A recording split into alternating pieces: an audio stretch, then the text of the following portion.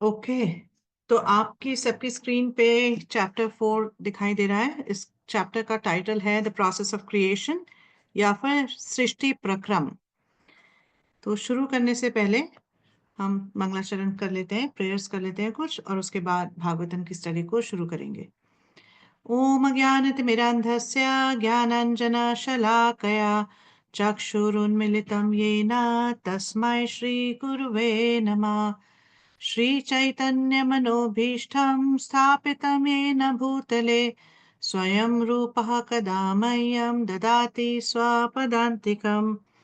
वन्देऽहं श्रीगुरौ श्रीयुतपदकमलं श्रीगुरून् वैष्णवांश्च श्रीरूपं साग्रजातं सहगण रघुनाथान्वितं तं सजीवं साद्वैतां सावधूतं परिजनसहितं कृष्णचैतन्यदेवं श्रीराधा कृष्णपदान् सहगण ललिता श्रीविशाखान्वितांश्च।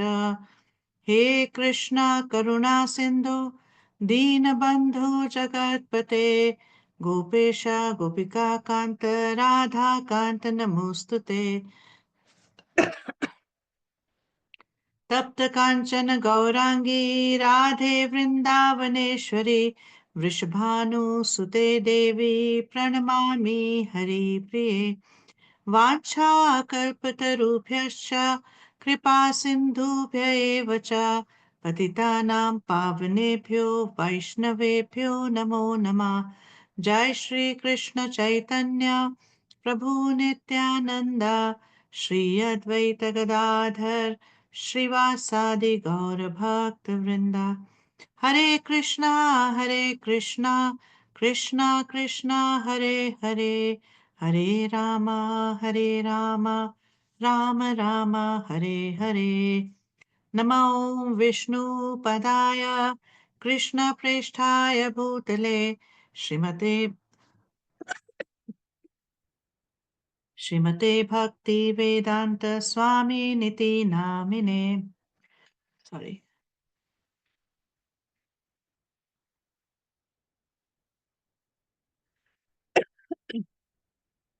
नमस्ते सरस्वते देवे गौरवाणी प्रचारिणे निर्विशेष शून्यवादी पाश्चात्य देश तारिणे।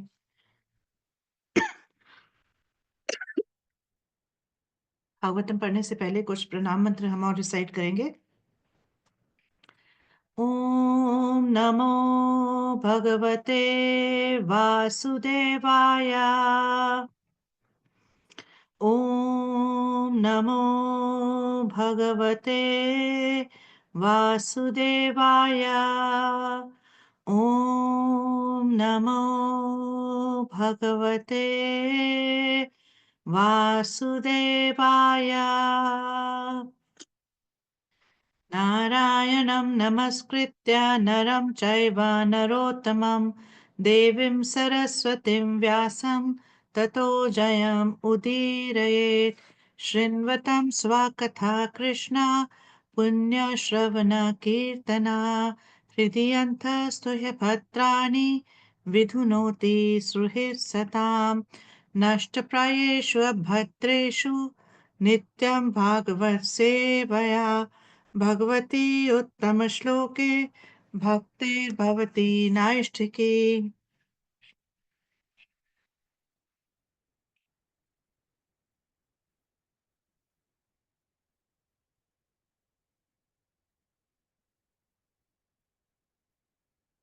ओके। तो ये है चौथा चैप्टर का ब्रेकअप। तो आप देखेंगे कि इस चैप्टर में 25 श्लोक हैं। तो पहले 4 में हम देखेंगे कि सूत गोस्वामी बताएंगे कि आगे क्या होगा, मतलब परीक्षित अब आगे क्या करेंगे। 5 से 10 में परीक्षित महाराज कुछ प्रश्न पूछेंगे सुखदेव गोस्वामी जी से, और फिर 11 से 25 में सुखदेव गोस्वामी उन जो क्वेश्चंस हैं उनको भी आंसर करेंगे और भगवान से प्रे भी करेंगे। ठीक है।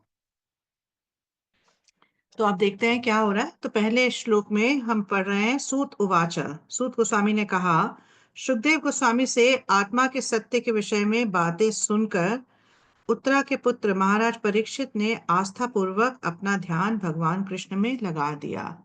तो हमने देखा कि पहले चैप्टर में हमने क्या देखा कि जो परीक्षित महाराज है उन्होंने क्या सुना कि सुखदेव गोस्वामी से उन्होंने सुना कि एक्चुअली में जो आत्मा है उसका क्या स्वरूप है और उसका क्या कार्य है। तो जब उन्होंने ऐसा सुना सुखदेव गोस्वामी से, तो उन्होंने क्या किया, अपने अपना जो चिंतन है वो आत्मा पे लगा दिया। तत्व निश्चयम आत्मनः, उस पे, अपनी आत्मा पे पूरी तरह से, अपने जो एक्चुअल हमारा जो सेल्फ है, हम क्या है, हमें शरीर नहीं है, हम आत्मा है।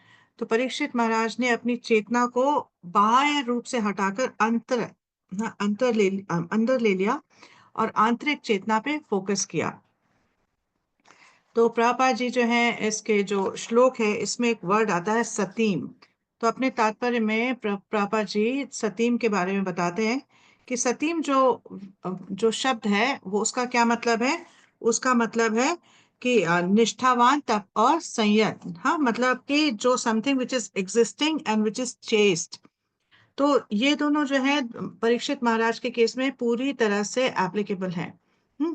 क्योंकि जो पूरा मतलब वैदिक शास्त्र है, उनका निचोड़ क्या है कि एक व्यक्ति को अपना जो पूरा ध्यान है, अपना जो पूरी अब्सॉर्प्शन है, अपना जो पूरा अटेंशन है, वो किस पे लगाना चाहिए, वो भगवान कृष्ण के चरण कमलों में लगाना चाहिए।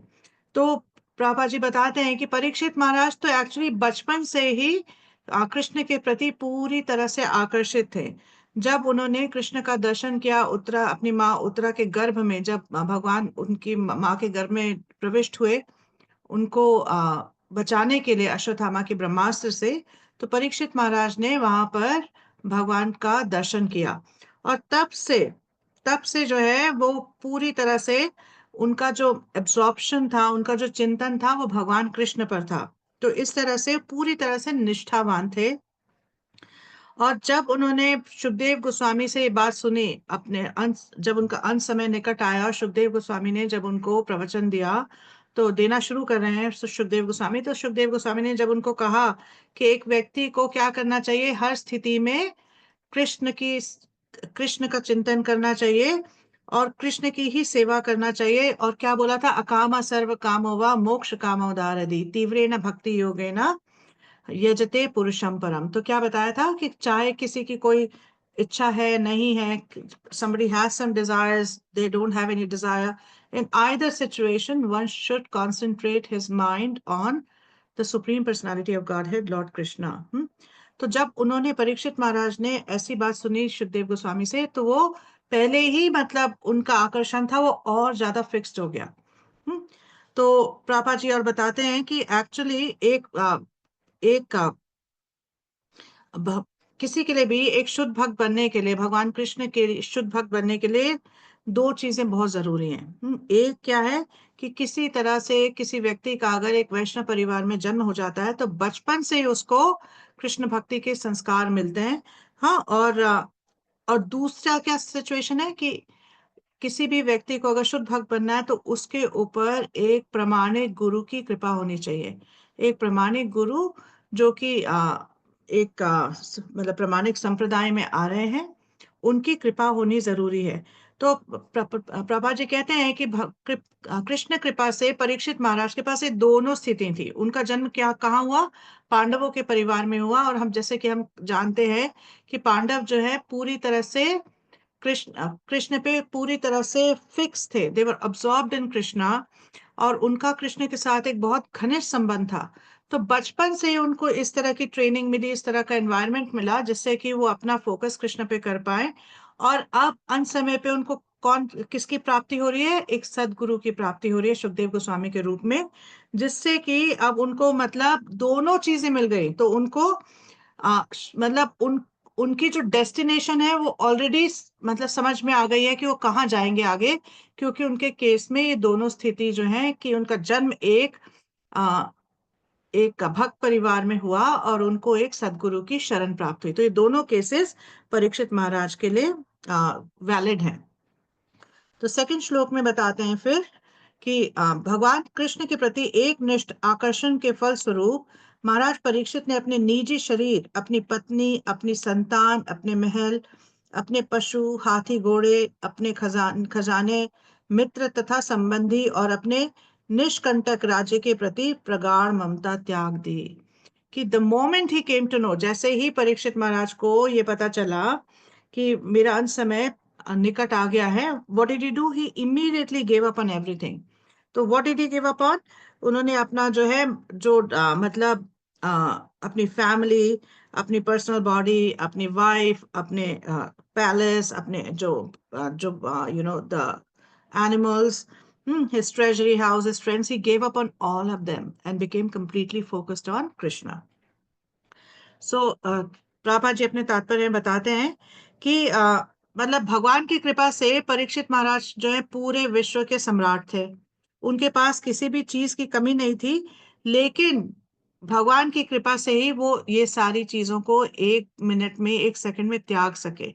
उनको जैसे ही इस बात के बारे में पता चला कि अब मेरा अंत समय निकट आ गया है, परीक्षित महाराज ने तुरंत ही सब चीजों का त्याग कर दिया। और क्या किया?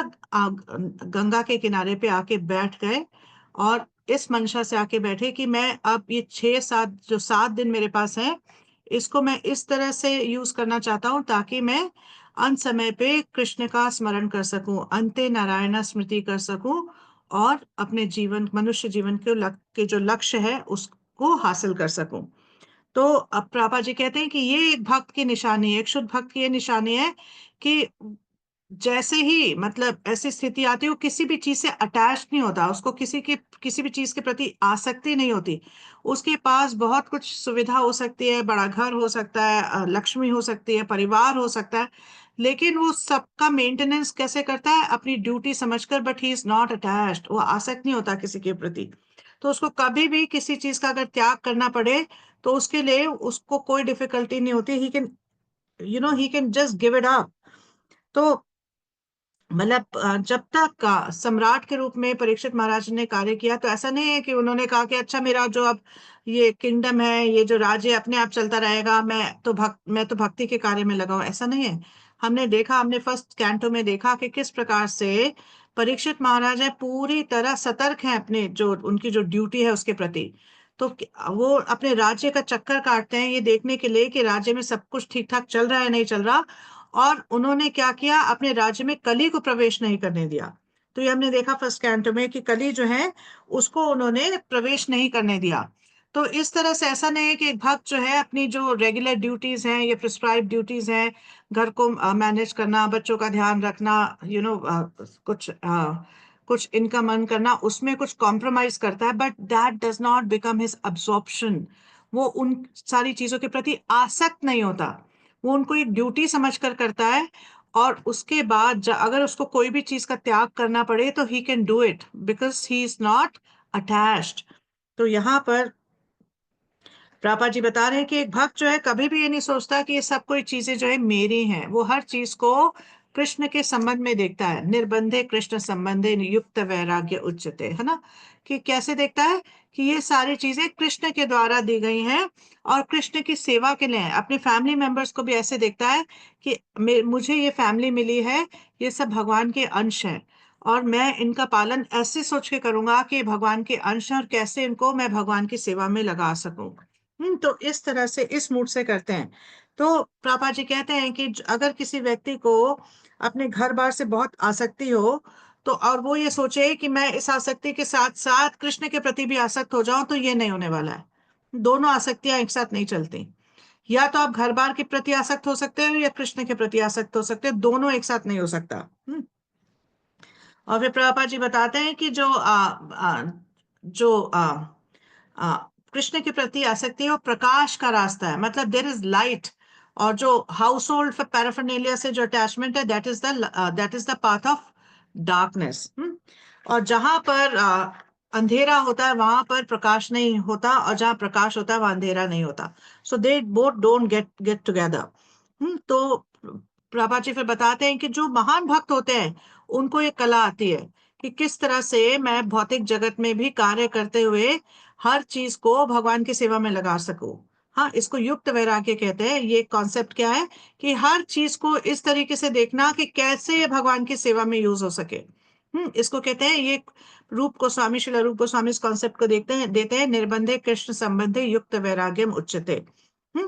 तो लेकिन जो कि अभी इतने परिपक्व नहीं है, जो कि नए भक्त हैं, हाँ, या फिर जिनकी अभी इतनी अंडरस्टैंडिंग क्लियर नहीं, इतनी प्रैक्टिस उनकी स्ट्रांग नहीं है, तो उनको क्या करना चाहिए?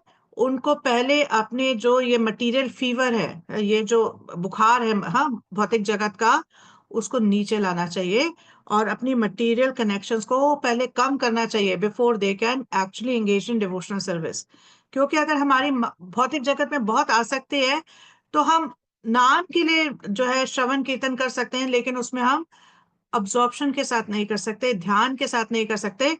और क्योंकि हम अपनी अपनी चेतना को उसमें नहीं लगा पाएंगे, तो इसलिए उसका बहुत ज्यादा फल नहीं मिलेगा। फिर क्या होगा, थोड़े समय के बाद ऐसा लगेगा कि इसका तो कोई रिजल्ट नहीं आ रहा, इसका तो कोई फायदा नहीं हो रहा, तो हम उस प्रोसेस को छोड़ देंगे। तो इसको करने की एक विधि है कि एक व्यक्ति को पहले अपनी मटेरियल फीवर को संभालना चाहिए। बहुत सारी भौतिक इच्छाएं हो और उसके साथ हम सोचें कि हम कृष्ण भक्ति भी कर सकते हैं, तो ये नहीं हो पाता। फिर तीसरे और चौथे श्लोक में सूत गोस्वामी कहते हैं कि हे महर्षियों, महात्मा महाराज परीक्षित ने भगवान कृष्ण के विचार में निरंतर लीन रहते हुए अपने आसन मृत्यु को भली भांति जानते हुए सारे सकाम कर्म अर्थात कर धर्म के कार्य, आर्थिक विकास तथा इंद्र तृप्ति त्याग दिए और कृष्ण के लिए सहज प्रेम में अपने को दृढ़ता से स्थिर कर लिया। तब उन्होंने इन सारे प्रश्नों को उसी तरह पूछा जिस तरह आप सब मुझसे पूछ रहे हैं। तो क्या बता रहे हैं कि सब कुछ त्याग दिया उन्होंने। क्या त्याग दिया? He left all fruitive activities. He left all religiosity. He left all economic development. तो यहाँ पे क्या बता रहे हैं कि जो है क्या क्या छोड़ दिया? हाँ, अर्थ छोड़ दिया, धर्म छोड़ दिया और काम छोड़ दिया। तीनों चीजों का त्याग कर दिया और अपने आप को पूरी तरह से भगवान के चिंतन में लगा लिया। उसमें पूरी तरह से वो क्या हो गए? पूरी तरह से दृढ़ हो गए। तो प्रभा जी अपने तात्पर्य में बताते हैं कि एक्चुअली जो बद्ध जीव है, वो इस संसार में क्या कोशिश करता है कि कैसे मुझे, मतलब मैं कुछ काम करके कुछ पैसे कमाऊं, हाँ, और पैसे कमाऊं और मतलब धर्म के कार्य भी कर लूं, जिससे कि मुझे सेंस ग्रेटिफिकेशन मिलती रहे। मोस्टली लोग धर्म की तरफ किस लिए अट्रैक्ट होते हैं, रिलीजियोसिटी क्यों करते हैं?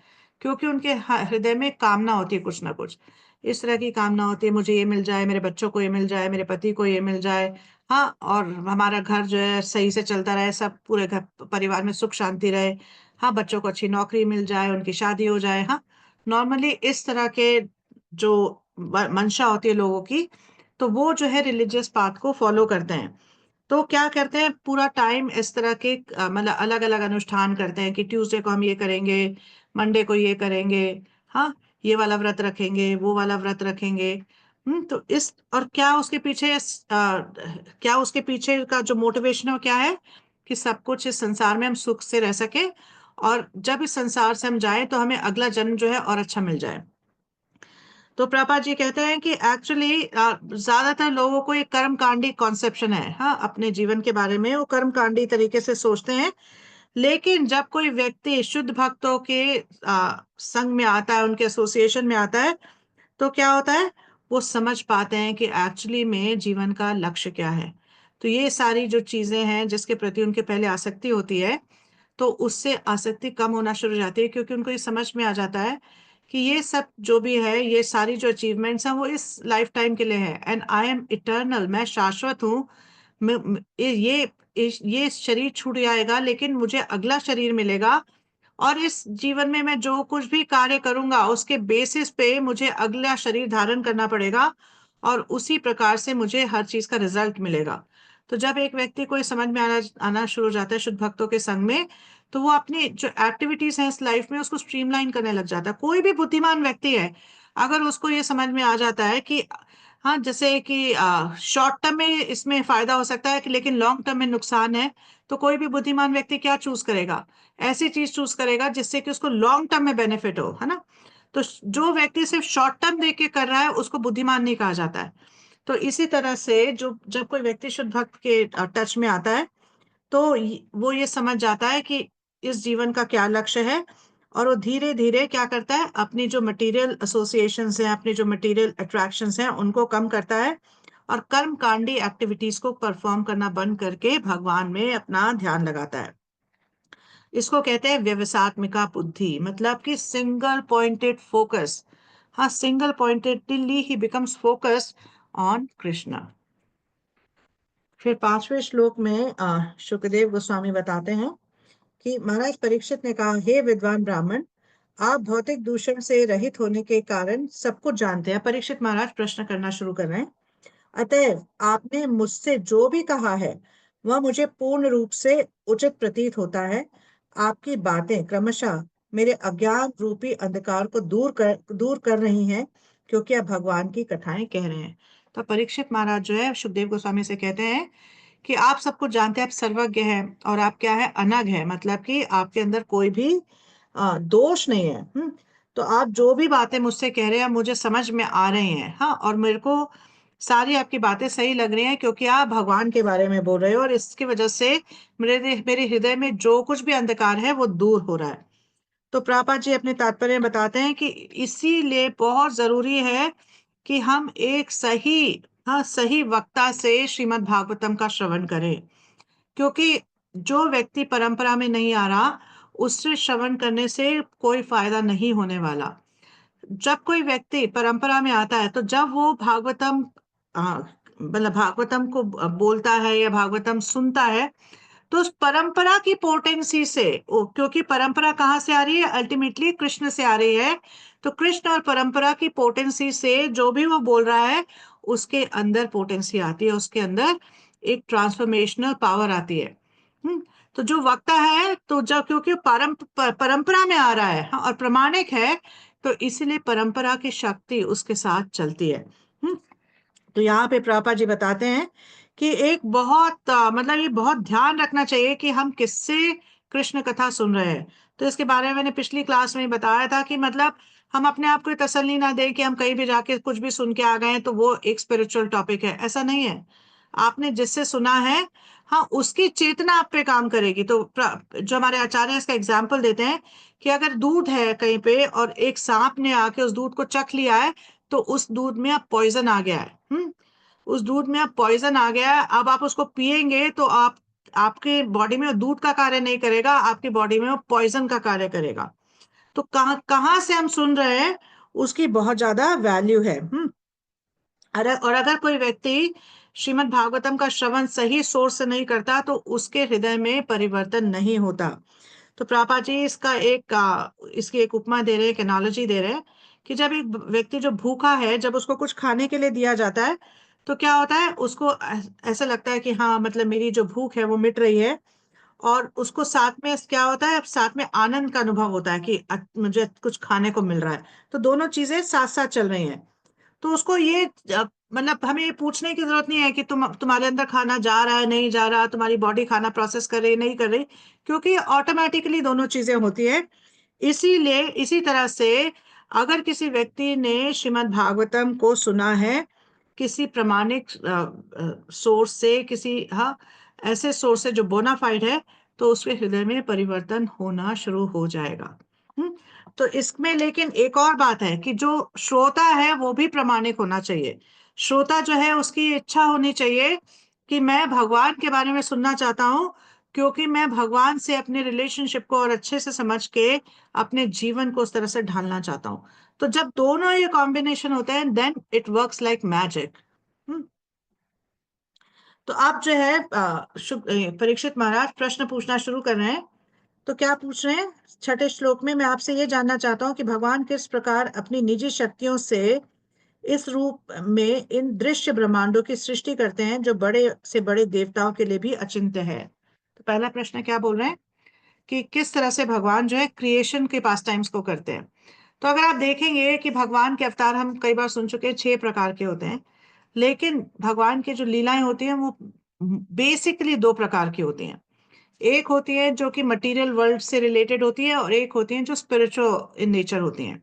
हम्म तो भगवान जब पुरुष अवतार के रूप में या गुण अवतार के रूप में प्रकट होते हैं, तो बेसिकली ये दोनों कैटेगरी ऑफ अवतार जो है वो क्या करते हैं, they are associated with material creation. और बाकी के जो अवतार हैं वो क्या करते हैं, they are basically associated with pastimes या कुछ पर्टिकुलर पर्पस के लिए। बट जो पुरुष अवतार हैं और गुण अवतार हैं, उनका जो मतलब उनका जो पर्पस है वो क्या है, क्रिएशन ऑफ मटेरियल वर्ल्ड। तो यहाँ पर प्रभा जी बोल रहे हैं, इसके तात्पर्य में बता रहे हैं कि एक्चुअली में मतलब क्यों परीक्षित महाराज इस प्रकार का प्रश्न कर रहे हैं कि आप पहले मुझे भगवान की जो ये दृश्य ब्रह्मांडों की सृष्टि की लीला है उसके बारे में बताइए। तो क्यों ऐसा जानना चाह रहे हैं? तो प्रभुपाद जी कह रहे हैं कि परीक्षित महाराज को तो पता है, इसलिए वो इस तरह का प्रश्न पूछ रहे हैं। लेकिन ये प्रश्न इसलिए पूछा जा रहा है ताकि जो मूर्ख लोग हैं उनको समझ में आए कि कृष्ण है कौन। हम्म, कृष्ण है कौन, उनकी क्या मतलब, किस तरह से वो ऑल परवेसिव है और हर चीजों, हर जो कुछ भी हो रहा है उसके पीछे के कारण है। तो प्रभुपाद जी कहते हैं जो मूर्ख लोग हैं वो सोचते हैं कि कृष्ण हमारी ही तरह एक मामूली व्यक्ति हैं, है ना। तो इस अब हम सोच सकते हैं कि नहीं, हम तो ऐसा नहीं सोचते, हम तो सोचते हैं कृष्ण भगवान है। तो क्या इसका एक बहुत बड़ा चेक है इसको समझने के लिए कि क्या हमें लगता है कि जब हम मतलब हम कृष्ण के जो स्पेशली वृंदावन पास टाइम्स हैं, क्या हम उनको चीपली ट्रीट करते हैं? अगर हम उनको चीपली ट्रीट कर रहे हैं तो इसका मतलब हम ये बात समझे नहीं है कि कृष्ण जो है वही सब कारणों के कारण है। और उसी वजह से जो जो शुद्ध भक्त हैं और जो आचार्य हैं, इसीलिए भगवान की सारी लीलाओं के बारे में पहले बताते हैं। तो हम देखेंगे भागवतम की क्रोनोलॉजी किस प्रकार से कि पहले 9 जो स्कंद हैं उसमें भगवान की वृंदावन लीला नहीं है। 10वें स्कंद में आके भगवान की वृंदावन लीला आती है, ताकि पहले 9 स्कंद में हम समझ सकें कि भगवान वास्तविकता में है कौन। क्योंकि जब 10वें स्कंद में हम जाते हैं और भगवान की वृंदावन लीला सुनते हैं, तो हमें लगता है कि और हमारे पीछे हमारे साथ ये 9 स्कंदों की जो फिलॉसफी है, जो अंडरस्टैंडिंग अगर नहीं हो, तो हम बहुत बड़ा अपराध कर सकते हैं। हमें लग सकता है कि कृष्ण जो एक छोटे से प्यारे से बच्चे हैं, और जब हमारे बच्चे हैं तो हम उनका नाम भी कृष्ण रख देते हैं और उनको भी ऐसे ट्रीट करते हैं कि कन्हैया है। हम्म या फिर हम किसी लड़के को ऐसे देखते हैं जिसकी कुछ गर्लफ्रेंड्स है, तो हमें लगता है अरे देखो कृष्ण की तरह ये भी गोपियां हैं इसकी। तो when we start talking so cheaply, इसका मतलब we have not understood the concept, we have not understood Krishna and तत्व। हम्म तो इसीलिए परीक्षित महाराज ये प्रश्न कर रहे हैं। और प्रभुपाद जी बता रहे हैं कि इसीलिए बहुत जरूरी है कि हम सीक्वेंस में सुने भागवतम, बहुत जरूरी है। हाँ, क्योंकि मतलब परीक्षित महाराज के पास सिर्फ 7 दिन थे। परीक्षित महाराज जो है कृष्ण का स्मरण करना चाहते थे अंत समय में। तो सुखदेव गोस्वामी को पहले 9 स्कंद देने की जरूरत क्या थी? उनके पास तो लिमिटेड टाइम था, उनको सिर्फ शुरू फर्स्ट जैसे कृष्ण की कथा ही सुनाना शुरू कर देते। लेकिन सुखदेव गोस्वामी ने क्या किया, बाकी सारे पास टाइम्स, मतलब भगवान किस तरह से इस भौतिक जगत के सृजन में इन्वॉल्व है, किस तरह से मेंटेनेंस में इन्वॉल्व है, पालन करते हैं, और किस तरह से इसका नाश करते हैं, और फिर किस तरह के अलग अलग अवतार लेते हैं भगवान, अलग भगवान के अलग अलग भक्तों के बारे में, ये सब के बाद भगवान सुखदेव गोस्वामी जो है कृष्ण लीला के बारे में परीक्षित महाराज को बता रहे हैं। तो क्योंकि वो हमारे को एक एग्जाम्पल सेट कर रहे हैं कि this is how one hears Bhagavatam, this is how one reads Bhagavatam. और जो स्पेशली जो हम जैसे बद्ध जीव हैं, जो कि पूरी तरह से माया की चपेट में हैं, तो उनको पहले ये सुनने की आवश्यकता है कि किस तरह से माया भगवान के निर्देशन में कार्य करती है। हाँ, ताकि हमें समझ सके कि माया जगत से छुटकारा पाने का एक ही तरीका है कि भगवान की शरण में जाया जा सके, क्योंकि वो भगवान के निरीक्षण में काम करती हैं। और अगर कोई व्यक्ति इस तरह से क्रम से नहीं सुनता, तो क्या होगा, वो वो अपना जो अपनी जो श्रद्धा है कृष्ण में नहीं डाल पाएगा। तो कई बार उसको लगेगा कि कृष्ण ने ये जो किया ना गलत किया, कृष्ण ने ना जो है द्रोणाचार्य के साथ ठीक नहीं किया, या कर्ण के साथ ठीक नहीं किया कृष्ण ने। Because one has not understood the तत्व, one has not understood the philosophy. तो इसीलिए बहुत जरूरी है कि हम क्रम से सुने। ठीक है, अब 7वें श्लोक में परीक्षित महाराज ये प्रश्न पूछते हैं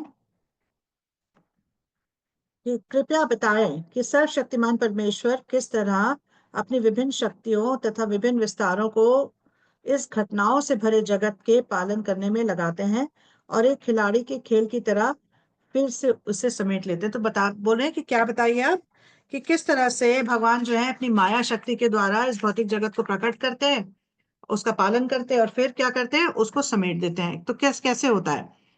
तो प्रभा जी अपने तात्पर्य में बताते हैं कि भगवान जो है वो क्या करते हैं, भगवान अपना विस्तार करते हैं, भगवान अलग अलग फॉर्म्स में अपना विस्तार करते हैं। और ब्रह्मा जैसे जो गुणावतार हैं भगवान के, उनको ये शक्ति प्रदान करते हैं, उनको ये इंस्पिरेशन प्रदान करते हैं जिससे कि वो क्रिएट कर सके।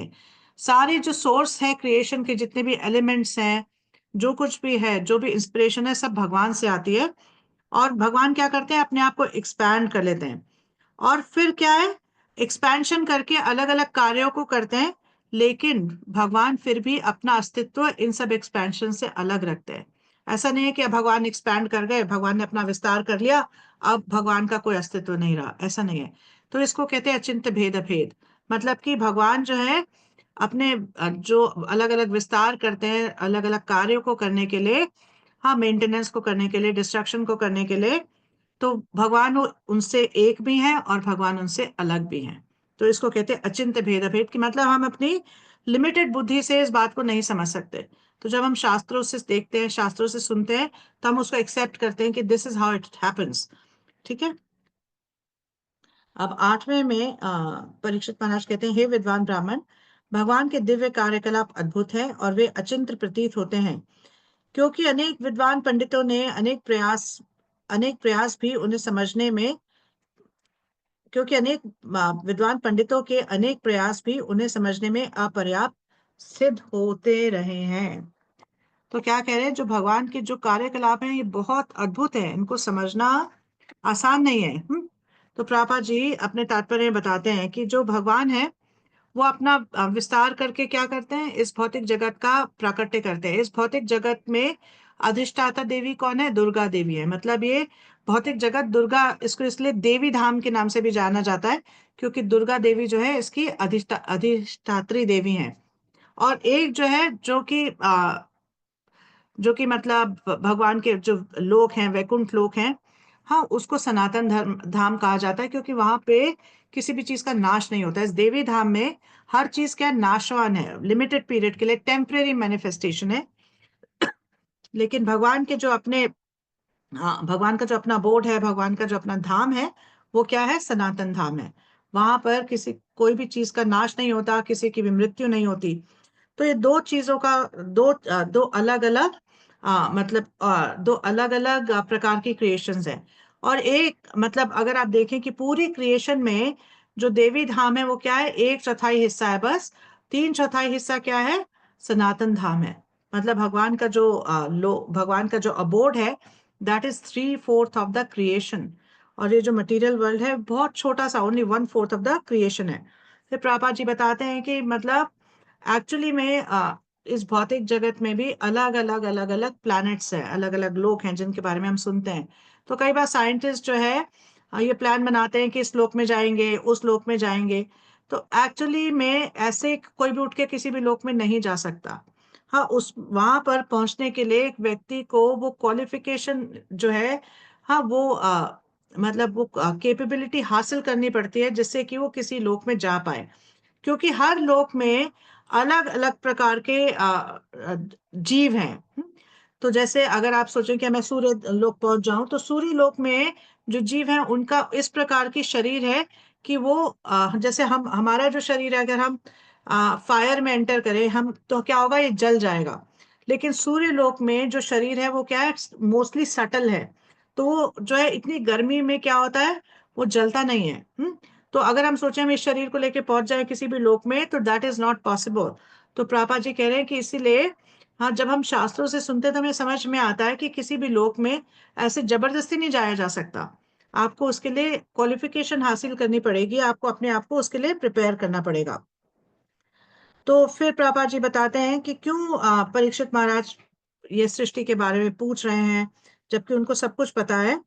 तो क्योंकि मतलब बहुत जरूरी है कि हम एक सिद्ध व्यक्ति के द्वारा सुने कि क्या हो रहा है। और ये जो भागवतम की जो और भगवत गीता की जो ये नॉलेज है, ये कहाँ से आ रही है?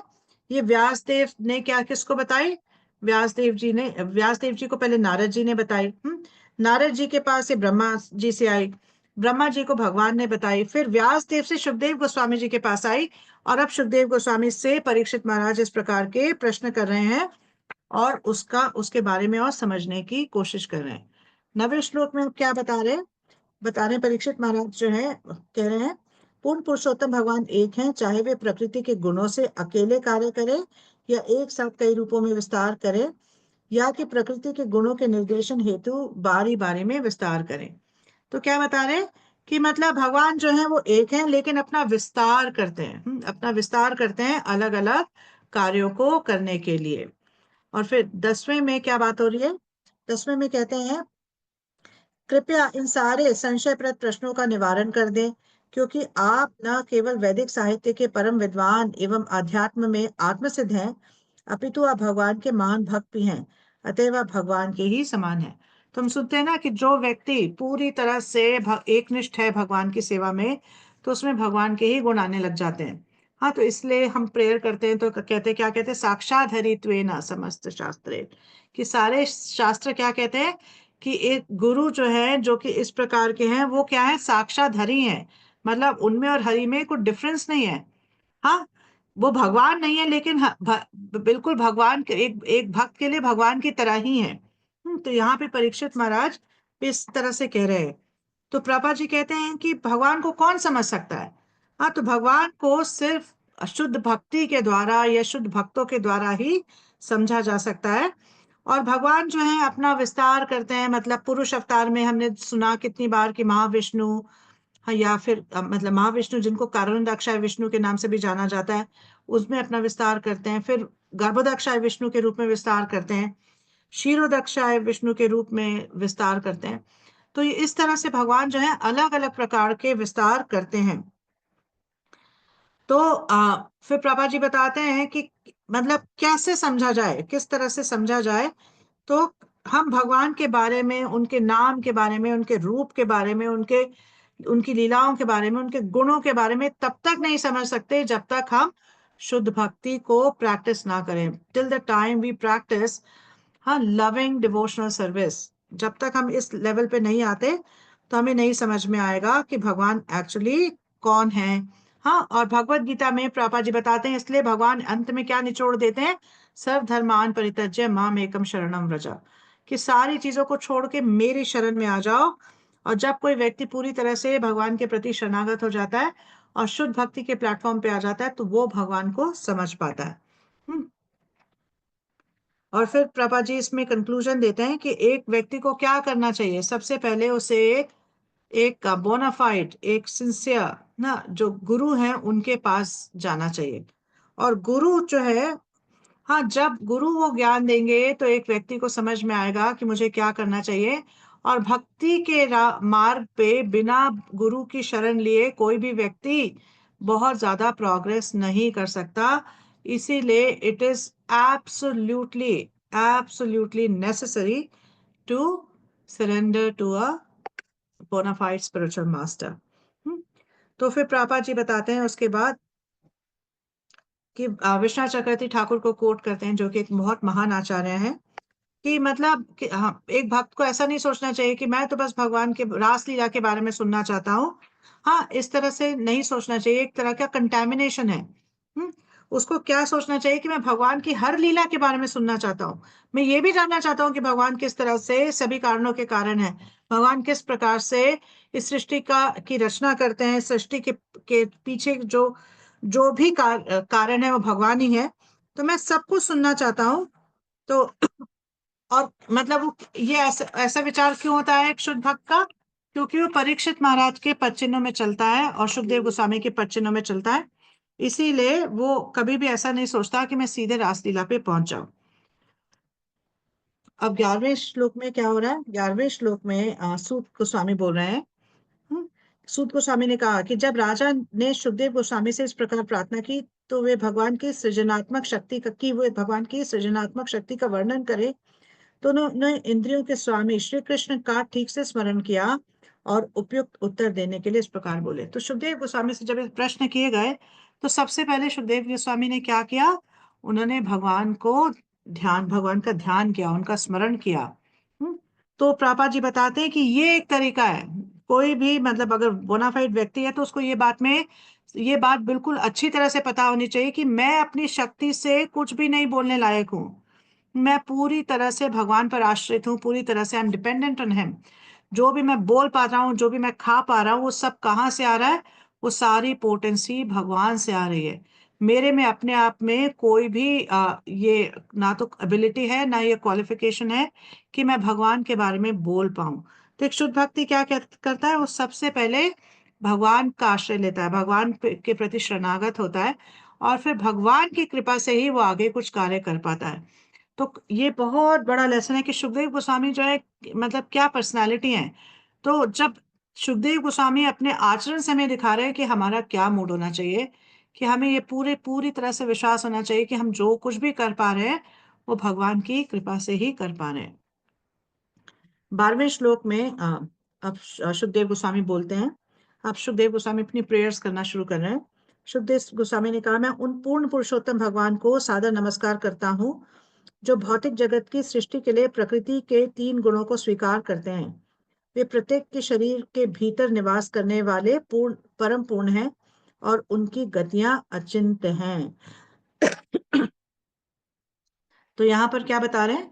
यहाँ पर बेसिकली पुरुष अवतार जो हैं उनके बारे में बता रहे हैं, और यहाँ पे एक वर्ड आ रहा है, अनुप्लक्ष्य वर्तमने। अनुप्लक्ष्य वर्तमने मतलब कि वो क्या है, उनकी जो कार्यकलाप है वो क्या है, इनकंसीवेबल है, अचिंत्य है। उनको मैं कोई भी व्यक्ति ये सोचे कि मैं अपनी बुद्धि से एनालाइज करके समझ सकता हूँ, तो वो पॉसिबल नहीं है। तो प्रभुपाद जी अपने तात्पर्य में बताते हैं कि ये जो भौतिक जगत है 3 गुणों से बनता है। 3 गुण कौन से? रजोगुण, सतोगुण और तमोगुण। और फिर जो है भगवान जो है इसका सृजन करने के लिए, पालन करने के लिए और संहार करने के लिए 3 गुणावतार लेते हैं। वो 3 गुणावतार क्या है? विष्णु, ब्रह्मा और शिव। तो ये 3 गुणावतार लेते हैं। और मतलब महाविष्णु की तरह, महाविष्णु का हम जानते हैं कि किस तरह से महाविष्णु के एक एक पोर से करोड़ों ब्रह्मांड निकलते हैं। तो पूरा जो मटेरियल क्रिएशन है उसके पीछे जो परमात्मा है वो कौन है? महाविष्णु है। फिर महाविष्णु अपना विस्तार करके हर एक ब्रह्मांड में गर्भोदक्षाय विष्णु के रूप में गर्भोदक्षाय रूप विष्णु के रूप में प्रकट होते हैं। तो हर ब्रह्मांड के जो परमात्मा है वो गर्भोदक्षाय विष्णु है। और फिर गर्भोदक्षाय विष्णु अपना विस्तार करके क्षीरोदक्षाय विष्णु के रूप में प्रकट होते हैं और हर जीव के अंदर प्रवेश करते हैं। तो हर जीव के अंदर जो परमात्मा है वो क्षीरोदक्षाय विष्णु है। तो विष्णु का जो कार्य है वो पालन का कार्य है, he maintains the entire material creation. और ब्रह्मा जी जो है उनका कार्य क्या है? सृजन का है, ही क्रिएट्स। और शंभु क्या है? ही डिस्ट्रॉयज। तो इस तरह से तीनों जो है ये कार्य करते हैं। अब 13वें श्लोक में क्या बता रहे हैं? मैं पुनः संपूर्ण जगत रूप तथा अध्यात्म रूप उन भगवान को सादर नमस्कार करता हूँ जो पुण्यात्मा भक्तों के समस्त संकटों से मुक्ति दिलाने वाले तथा अभक्त असुरों की नास्तिक मनोवृत्ति की वृद्धि को विनष्ट करने वाले हैं, जो अध्यात्मवादी सर्वोपरि आध्यात्मिक पूर्णता में स्थित हैं। उन्हें वे उनके विशिष्ट पद प्रदान करने वाले हैं। तो अब क्या कह रहे हैं कि आई पे ओबेसेंसेस, जो कि अपने भक्तों के जो डिस्ट्रेस है उनको कम कर देते हैं, उनको डिस्ट्रॉय कर देते हैं। और जो मतलब आस्था जिनमें है, जो कि पुण्यात्मा है, उनको क्या करते हैं? उनको लिबरेट कर देते हैं। उनको लिबरेट कर देते हैं। और जो आसुरी प्रवृत्ति के लोग हैं उनका संहार करते हैं, ताकि वो क्या कर सके? उनका भी कल्याण हो सके, और वो मतलब अपनी इस वृत्ति को, जिससे कि वो भगवान के अगेंस्ट जा रहे हैं, अपनी इस प्रोक्लिविटी को और आगे ना बढ़ा सकें। तो प्रभुपाद जी कहते हैं कि भगवान जो है, मतलब उनका अगर हम सोचें, उनका अस्तित्व के बारे में सोचें, तो हम ये देखेंगे कि भगवान क्या है? भगवान कृपा से पूरी तरह से परिपूर्ण है। तो भक्त जो है वो ये जानता है कि मैं भगवान की सेवा में लग सकता हूँ। तो भगवान जो है, क्योंकि भक्त के एक मूड को जानते हैं, उसके इच्छा को समझते हैं, तो भगवान अपनी कृपा करके, हाँ, भक्त को ऐसी सिचुएशन देते हैं जिससे कि भगवान की सेवा में लग सके। और भगवान उसके जो डिस्ट्रेस हैं, उसके जो अलग अलग प्रकार के कष्ट हैं उनका दमन करते हैं। और जो ऐसा व्यक्ति है जो वेदों के हिसाब से चलता है, बहुत पायस है, तो भगवान क्या करते हैं, उसके भी प्रोटेक्शन करते हैं, उसको भी, उसकी भी रक्षा करते हैं। और जो अभक्त है, भगवान क्या करते हैं उसको, भगवान जो है अभक्तों को मतलब उनकी जो प्लानिंग है वो उसको फुलफिल नहीं होने देते, उसको रोक देते हैं। और कई बार इन अभक्तों का स्वयं संहार भी करते हैं, जैसे हम देखते हैं रावण के केस में, हिरण्यकशिपु के केस में, कंस के केस में, कंस के केस में। तो भगवान ये क्यों करते हैं, क्यों, ताकि जब भगवान किसी का संहार करते हैं तो वो व्यक्ति अपने आप ही क्या हो जाता है, लिबरेट हो जाता है, उसको मुक्ति मिल जाती है। और दूसरा, उसके जो नेगेटिव कार्यकलाप है उसको वहीं पे रोकने के लिए भगवान उनका संहार करते हैं। तो भगवान जब किसी का संहार करते हैं तो ये नहीं है कि भगवान उसके प्रति पार्षद है, भगवान एक्चुअली हर किसी के प्रति संभाव है, और हर किसी को बेनिफिट देना चाहते हैं। भक्तों को जिस तरह से बेनिफिट देते हैं, हाँ, वो किस तरह से देते हैं, उनकी उनकी भक्ति बढ़ाकर, उनको जो है इस भौतिक जगत से अनासक्त कर कर और उनको अपने धाम ले जाकर। और भक्तों को किस प्रकार से देते हैं, कि उनको उनको नाश करके और उनको मुक्ति प्रदान करके, या उनकी जो नास्तिकतावादी गतिविधियां हैं उनको रोक कर, ताकि वो और ज्यादा नीचे गड्ढे में ना गिरे, है ना, ताकि वो और नीचे ना जाए। तो फिर प्रभा जी बताते हैं कि अपने तात्पर्य में चार प्रकार के जो संन्यास आश्रम में चार स्टेजेस होती हैं उनके बारे में बताते हैं, कि चार जो स्टेजेस होती हैं, हाँ, वो होती है कुटीचक, बहुदक, परिव्राजकाचार्य और परमहंस। परमहंस जो है हाईएस्ट स्टेज होती है संन्यास की। तो प्रभात फिर जीव गोस्वामी को कोट करते हुए कहते हैं कि लेकिन जो भक्ति योग के को जिसने स्वीकार कर लिया, पूर्णतः स्वीकार कर लिया, वो परमहंस है, वो टॉप मोस्ट व्यक्ति है। उसके पास मतलब उसके पास टॉप मोस्ट कंक्लूजन है, और उसकी अंडरस्टैंडिंग और रियलाइजेशन भी टॉप मोस्ट है। और फिर प्रभा जी बताते हैं कि भगवान ने क्या कहा भगवत गीता में, भगवान कहते हैं ये यथा माम प्रपद्यन्ते ताम तथैव भजामि हम, कि जो जिस प्रकार से मुझे अप्रोच करता है मैं उसी प्रकार से उसके साथ रेसिप्रोकेट करता हूँ। तो अगर कोई व्यक्ति भगवान को इसलिए अप्रोच करता है कि मैं आपकी ब्रह्म ज्योति में लीन होना चाहता हूँ, तो भगवान उसको वो फैसिलिटी देते हैं। तो इसी तरह से जो मतलब भगवान अगर कोई व्यक्ति जो भगवान की सेवा में लगना चाहता है, तो भगवान उसको अपनी सेवा की फैसिलिटी देते हैं। तो भगवान हर व्यक्ति के मूड से, हाँ, उसका क्या मूड है, उसकी क्या डिजायर है, उसके साथ रेसिप्रोकेट करते हैं। अब 14वें श्लोक में देखते हैं क्या हो रहा है। तो सुखदेव गोस्वामी कह रहे हैं, मैं उन्हें सादर नमस्कार करता हूँ जो यदुवंशियों के संगी हैं और अभक्तों के लिए सदैव समस्या बने रहते हैं। वे भौतिक तथा आध्यात्मिक दोनों जगत के परम भोक्ता हैं, फिर भी वे वैकुंठ में स्थित अपने धाम का भोग करते हैं, क्योंकि कोई भी उनके समतुल्य नहीं है। हाँ, क्योंकि उनका दिव्य ऐश्वर्य असमाप्य है। तो क्या बता रहे हैं कि भगवान जो है, मैं उनको प्रणाम करता हूँ, जो कि मतलब जो कि क्या यदुवंशियों के संगी हैं।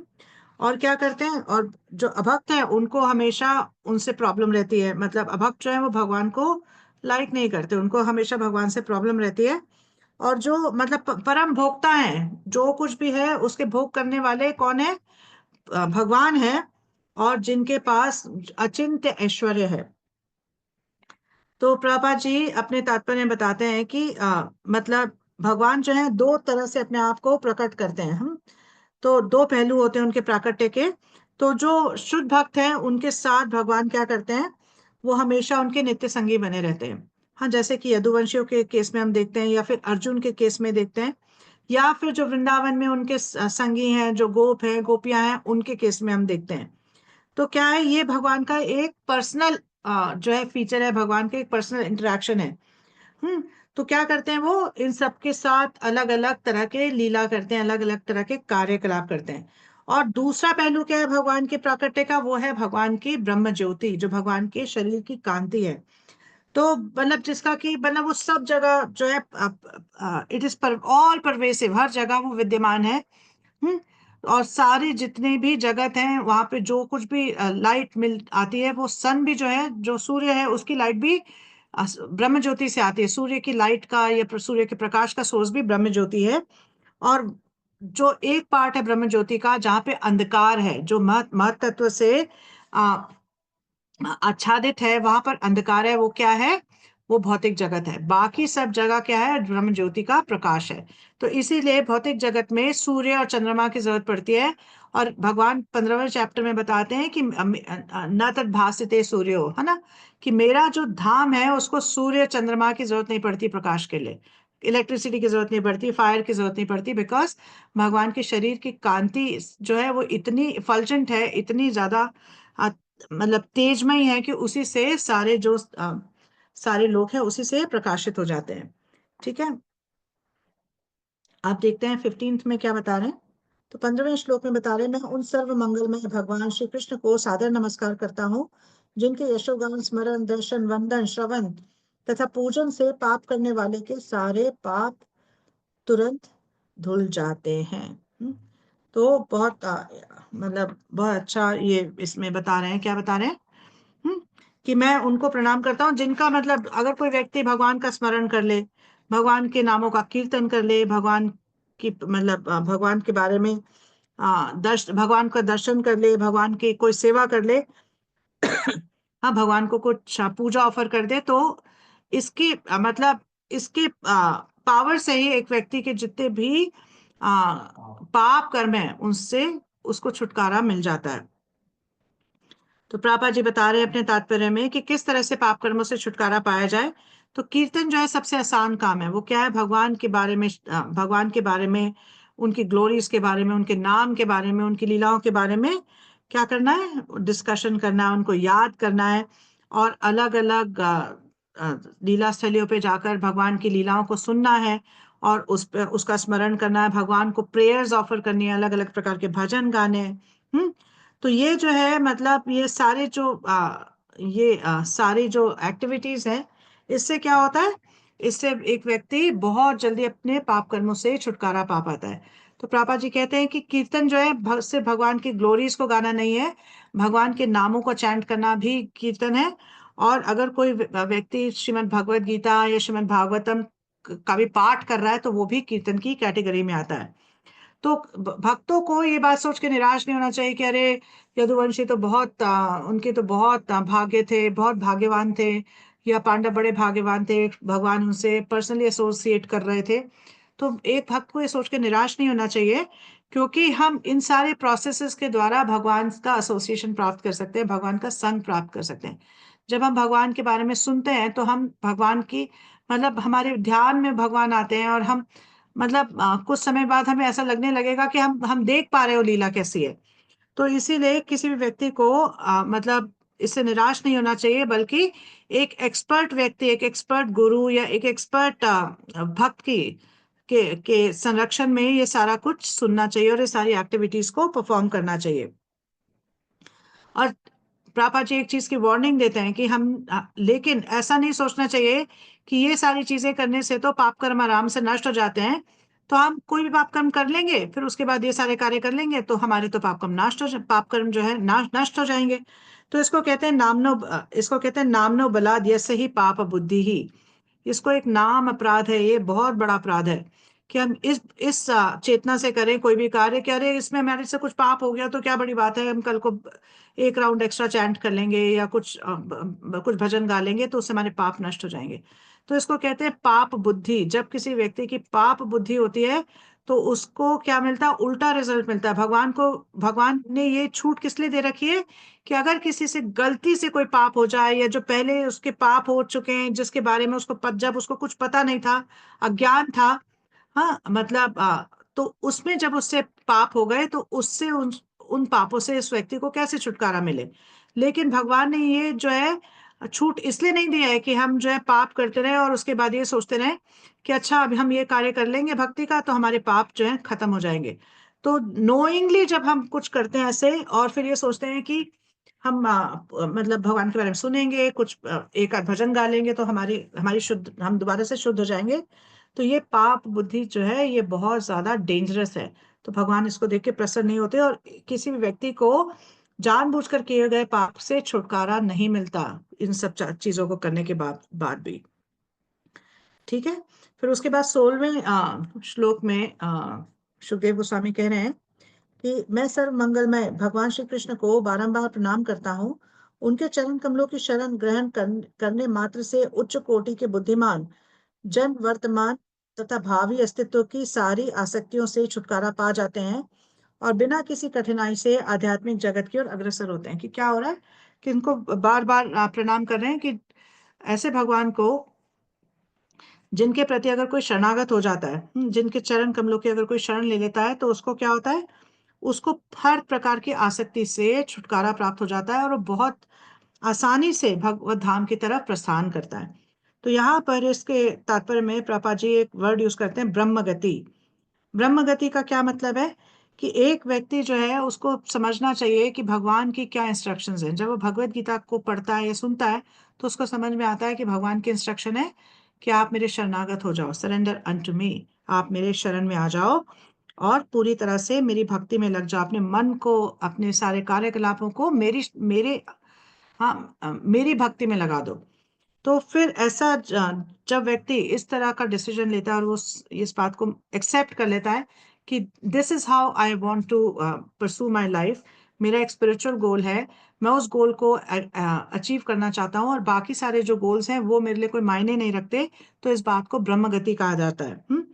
तो मतलब ब्रह्म गति का मतलब है कि एक व्यक्ति जब इस तरह से कार्य करता है, इस तरह से उसकी चेतना होती है, तो धीरे धीरे क्या होता है, वो भगवान की तरह उसको स्वरूप मिल जाता है। उसका क्या मतलब है कि भगवान क्या है, सच्चिदानंद है और हम भी ओरिजिनली सच्चिदानंद है, लेकिन अभी हमारे ऊपर बहुत तरह की कवरिंग है। तो जब कोई व्यक्ति ये सारे कार्यकलाप करता है तो उसके ऊपर से कवरिंग निकल जाती है और उसका स्वरूप क्या हो जाता है, जो उसका ओरिजिनल स्वरूप है वो क्या है, सच्चिदानंद। और वो बहुत आराम से जो है वैकुंठ लोकों में प्रवेश करता है। तो कैसे होता है ये, अगर कोई व्यक्ति जो है वो अपना जीवन इस तरह से बिताता है कि उसके पूरे जीवन में कीर्तन, श्रवण, हाँ, और भगवान के दर्शन जो है, इनकी प्रायोरिटी है, ये प्राइमरी चीजें हैं, तो क्या होता है, एक व्यक्ति ऐसी परफेक्शन को हासिल कर पाता है। अब 17th में देखते हैं क्या हो रहा है।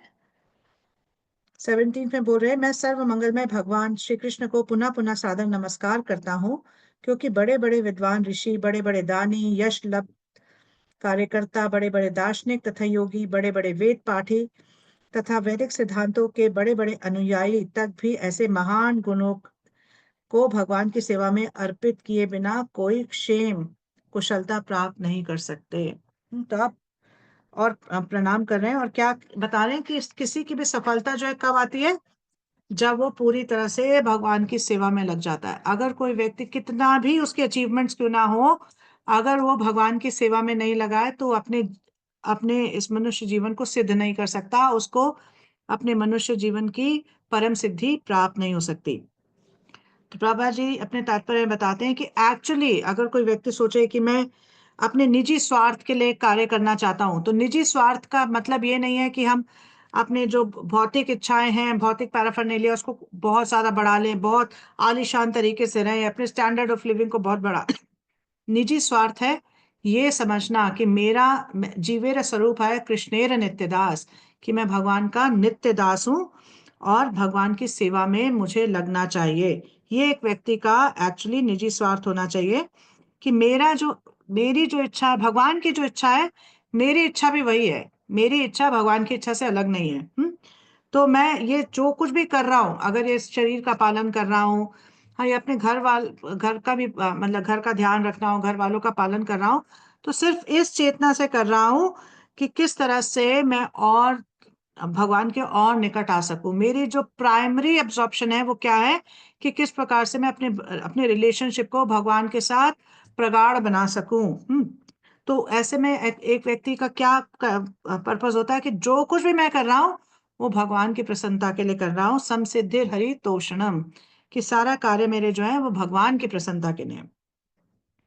फिर एक बहुत इंपॉर्टेंट श्लोक है, तो इसको सुखदेव गोस्वामी बोलते हैं, किरात हुनंद्र पुलिंद पुलकशा आभीर शुंभ यवना खसादया ये अन्य च पाप यद अपाश्रय आश्रया शुद्ध्यंति तस्मय प्रभ विष्णवे नमः। तो क्या बता रहे हैं, किरात, हूण, आंध्र, पुलिंद, पुलकश, आभि, शुंभ, यवन, खस आदि जातियों के सदस्य आप तथा पाप कर्मों में लिप्त रहने वाले अन्य लोग परम शक्तिशाली भगवान के भक्तों की शरण ग्रहण करके शुद्ध हो सकते हैं, मैं उन भगवान को सादर नमस्कार करता हूँ। तो क्या बता रहे हैं कि जितने भी पापी लोग हैं, या जितने भी ऐसे लोग हैं जो कि मतलब बहुत मतलब वैदिक संस्कृति से नहीं आते, हम्म, उन सब का भी क्या हो सकता है, उद्धार हो सकता है एक भक्त की शरण में जाने से। और क्यों उद्धार हो सकता है? क्योंकि वो भक्त किससे कनेक्टेड है? पावर हाउस से कनेक्टेड है। वो पावर हाउस कौन है? हाँ, भगवान है। विष्णवे नमः, प्रभा विष्णवे नमः। मतलब कि भगवान से क्योंकि उसका कनेक्शन है, तो एक भक्त की शरण में जाने से इन सारे लोगों का क्या हो जाता है? उद्धार हो जाता है। तो प्रभुपाद जी अपने तात्पर्य बताते हैं कि किरात कौन है? किरात वो हैं जो कि ट्राइबल लोग हैं। हुन कौन है? तो ईस्ट जर्मनी और रशिया के जो लोग हैं उनको हुन कहा जाता है। आंध्र कौन है? तो साउथ इंडिया में जो लोग थे उनको आंध्र कहा जाता था। पुलिंद कौन है? जो ग्रीक्स हैं, मतलब ग्रीस के जो लोग हैं उनको पुलिंद कहा जाता है। आभीर वो हैं जो कि हाँ, अरब सागर के उस तरफ से, मतलब कि आप सोच सकते हैं जैसे मोहम्मद गौरी, ये सब जो है ये आभीर हैं। शुंभ जो है, एक कंक नाम का एक प्रोविंस था, वहां के जो लोग हैं वो शुंभ हैं। यवन कौन है? यवन है टर्की के लोग। टर्की जो कंट्री है, वहां टर्किश जो लोग हैं उनको यवन कहा जाता है। और खस कौन है? खस है मंगोलिया या चाइनीज डिसेंट के लोग, उनको कहा जाता है खस। हम्म तो ये सारे प्रकार के जो लोग हैं, जब ये किसी शुद्ध भक्त के शरण में आते हैं तो इन सबका उद्धार हो जाता है। तो ये एग्जाम्पल तुम्हारे सामने ही है कि प्रभुपाद जी ने इन सारे प्रकार के लोगों का उद्धार कर दिया। जैसे ही सब ये सारे प्रकार के लोग प्रभुपाद जी के कांटेक्ट में आए, तो सारे के सारे क्या बन गए? शुद्ध वैष्णव बन गए। तो एक वैष्णव जो है उसमें इतनी क्षमता होती है कि वो बाकी लोगों को भी वैष्णव बना सके, because he is very closely connected to the supreme personality of Godhead. तो एक व्यक्ति को क्या करना चाहिए? एक ऐसे शुद्ध भक्त का आश्रय ले लेना चाहिए। और जब ऐसे भक्त का कोई आश्रय लेता है तो उसके हृदय में पूरी तरह से परिवर्तन आ जाता है। आप देखते हैं 19वें श्लोक में क्या हो रहा है। वे परमात्मा हैं तथा समस्त स्वरूप सिद्ध पुरुषों के परमेश्वर हैं। वे साक्षात वेद, धर्म ग्रंथ तथा तपस्या हैं। वे ब्रह्मा जी, शिव जी तथा कपट से रहित समस्त व्यक्तियों द्वारा पूजित हैं। आश्चर्य तथा सम्मान से ऐसे पूजित होने वाले पूर्ण पुरुषोत्तम मुझ पर प्रसन्न हो। तो क्या कह रहे हैं?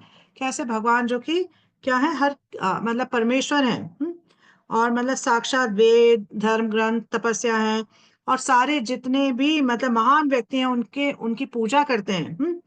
तो इस तरह के जो भगवान है उनको मैं नमस्कार करता हूँ, उनकी शरण लेता हूँ। तो प्रभुपाद जी अपने तात्पर्य में बताते हैं कि अलग अलग तरीके से लोग सोचते हैं कि हम आत्म साक्षात कर सकते हैं। कई लोगों को ऐसा लगता है कि हम बहुत मतलब वेदों में जो रिचुअल्स दिए गए हैं, जो अनुष्ठान दिए गए हैं, उनका पालन करके अपना उद्धार कर सकते हैं। तो ऐसे लोगों को क्या कहा जाता है? भुक्ति कामी। मतलब वो साथ में वेदों के अनुष्ठान से जो भी उनको मतलब जो बाई प्रोडक्ट है वो क्या है कि उनको अलग अलग प्रकार से इंद्र तृप्ति करने का मौका मिलता है, तो इनको भुक्ति कामी कहते हैं। दूसरे प्रकार के लोग हैं जो ज्ञानी प्रवृत्ति के होते हैं, तो उनको क्या लगता है कि मैं हम क्या करेंगे, हम बहुत ज्यादा मतलब भगवान के बारे में अध्ययन करके, वेदों का अध्ययन करके और इसको समझ कर कि किस तरह से इस भौतिक जगत से हर व्यक्ति को छुटकारा पाना चाहिए, तो हम जो है भगवान की ब्रह्म ज्योति में लीन हो जाएंगे। इनको कहते हैं मुक्ति कामी। ये मुक्ति चाहते हैं। इनको मतलब ये लगता है कि ये भौतिक जगत बहुत कष्टदायी प्लेस है, इससे हमें निकलना है। और जो तीसरे होते हैं वो कौन होते हैं? वो योगी होते हैं जो कि भगवान परमात्मा पे अपना ध्यान लगाते हैं, और उनका प्राइमरी पर्पस होता है कि किस तरह से हमें 8 प्रकार की जो सिद्धियां हैं वो प्राप्त हो जाएं। तो इसलिए इनको कहते हैं सिद्धि कामी। और जो चौथा है वो क्या करता है?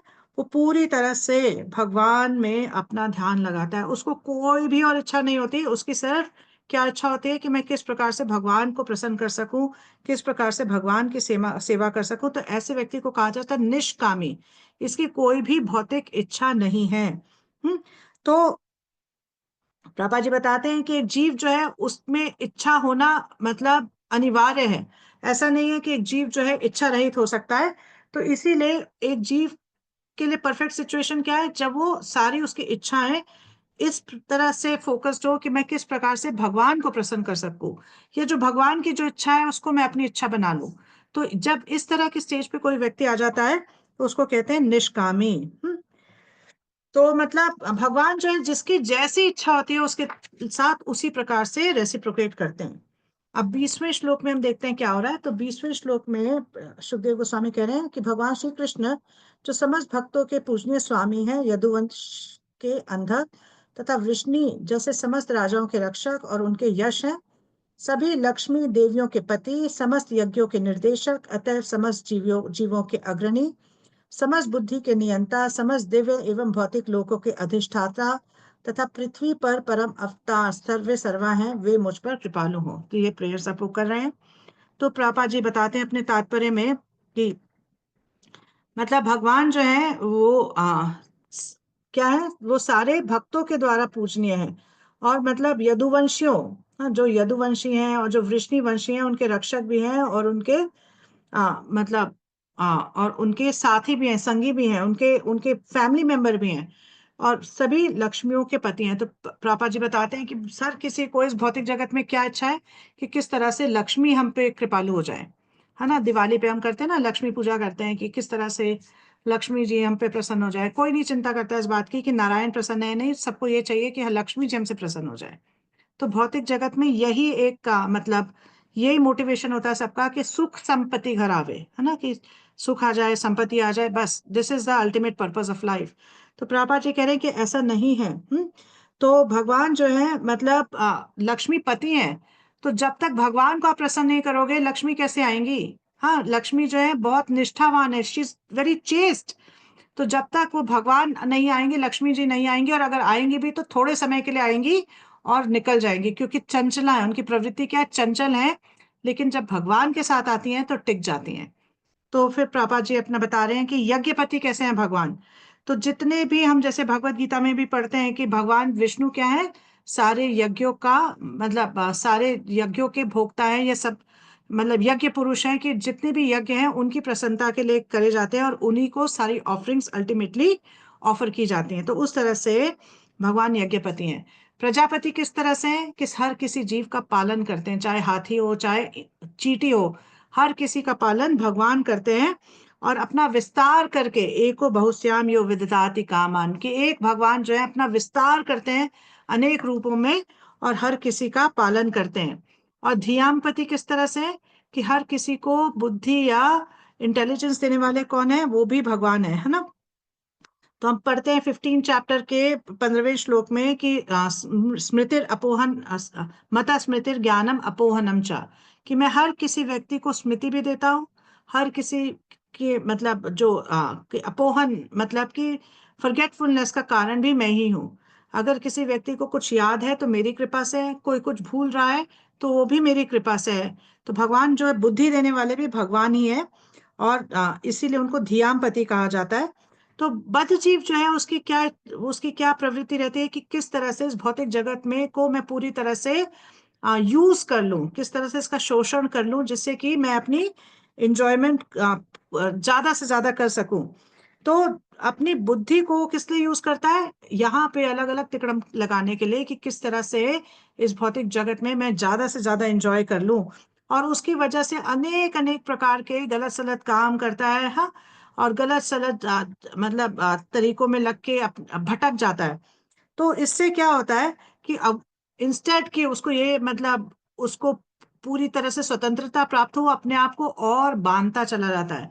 इस भौतिक जगत में उसका बंधन जो है और ज्यादा स्ट्रांग होता चला जाता है। तो एक्चुअली तो भगवान जब जब प्राकट्य करते हैं अपना, भगवान इस भौतिक जगत में जब प्रकट होते हैं अलग अलग अवतारों में, तो भगवान की ये इच्छा होती है कि किस तरह से सबका उद्धार हो सके, जो लोग भगवान की लीला को सुनते हैं उसको सुन के उसके प्रति आकर्षित हो सके, और जो ऑलरेडी भगवान के प्रति आकर्षित हैं, भगवान उनको अपने धाम कैसे ले जा सके। तो इन्हीं चीजों के लिए भगवान एक्चुअली में अपना प्राकट्य करते हैं। तो यहाँ पर दो शब्द आते हैं, तो प्रभुपाद जी दो शब्दों के बारे में बताते हैं अपने तात्पर्य में, पति और गति। कि पति का क्या मतलब है, कि वही सबके सब कुछ है। मतलब यदुवंशी जो है उनको अपने पति के रूप में इसलिए देखते हैं कि हमारे सब कुछ करने वाले कौन है, भगवान ही है। और गति भी क्या है, कि हम भगवान के पास ही लौटना चाहते हैं जब भगवान। तो यदुवंशी जो है इस पृथ्वी पे आते हैं भगवान के साथ, तो अनेक लीलाओं को करने के लिए आते हैं। और फिर जैसे भगवान अपनी लीला समाप्त करने वाले होते हैं, तो भगवान ये पूरा मतलब एक पूरी लीला करते हैं जिससे कि यदुवंशियों का नाश हो जाता है। तो ऐसा नहीं है कि वो एक दूसरे को मार के उन्होंने पता नहीं मतलब शराब के नशे में या क्या एक दूसरे को मार दिया। नहीं, ये भगवान की लीला है, क्योंकि भगवान अपने भक्तों को अपने संग जो है भगवत धाम वापस लेके जाना चाहते हैं। अब 21वें श्लोक में देखते हैं, तो 21वें श्लोक में क्या बता रहे हैं कि भगवान श्री कृष्ण ही मुक्तिदाता हैं। भक्त प्रतिपल उनके चरण कमलों का चिंतन करते हुए तथा महापुरुषों के चरण चिन्हों पर चलते हुए समाधि में परम सत्य का दर्शन कर सकता है। तथापि विद्वान ज्ञानी जन उनके विषय में अपनी सनक के अनुसार चिंतन करते हैं, ऐसे भगवान मुझ पर प्रसन्न हो। तो समाधि वर्ड जो यूज हुआ है, तो प्रभुपाद जी समाधि के बारे में बताते हैं कि एक्चुअली बहुत योगी जो है वो अलग अलग तरीके से अपना ध्यान इधर लगा के, हाँ, सीधे बैठकर अनेक तरीकों से समाधि को प्राप्त करने की कोशिश करते हैं। लेकिन एक भक्त जो है बहुत ही मतलब आराम से स्थिति पहुंच जाता है। कैसे? जब वो पूरी तरह से, जब उसका मन और बुद्धि इस बात पे केंद्रित हो जाती है कि मैं भगवान के चरण कमलों के आश्रय में हूँ, मेरी इस भौतिक जगत में कोई भी और इच्छा नहीं है। तो जब उसको ऐसा लगता है कि मैं यहाँ पर फंस गया हूँ और भगवान ही मुझे यहाँ से बचा सकते हैं, जब पूरी तरह से भगवान के प्रति शरणागत हो जाता है, तो उस स्थिति को समाधि कहते हैं। तो प्रभुपाद जी कुलशेखर महाराज की बहुत सुंदर जो एक प्रेयर है जो मुकुंद माला स्तोत्र में आती है, उसको कोट करते हैं।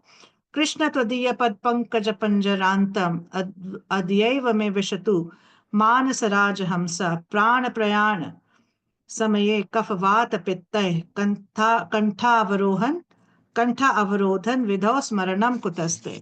तो क्या बताते हैं उसमें? तो उसमें कुलशेखर भगवान से क्या प्रार्थना करते हैं? हे भगवान कृष्ण, मेरी प्रार्थना है कि मेरा मन रूपी हंस तुरंत आपके चरण कमलों के डंठलों तक डूबकर उनके जाल में उलझ जाए, अन्यथा मेरी अंतिम सांस के समय मेरा गला कफ से रुद्ध हो जाएगा, तब मैं भला आपका चिंतन कैसे कर पाऊंगा। तो एक भक्त क्या चाहता है कि मैं यहाँ फंस गया हूँ इस भौतिक जगत में, और भगवान आप ही अब मेरे आश्रय हैं, मैं आपके सिवा कुछ नहीं चाहता, मेरी और कोई इच्छा नहीं है, मैं सिर्फ आप पे पूरी तरह से आश्रित होना चाहता हूँ। और इस प्रकार से जब एक विनम्र भाव से एक भक्त भगवान को अप्रोच करता है, भगवान की शरण में जाता है, तो भगवान उससे प्रसन्न होके उस पे अपनी कृपा वर्षा करते हैं।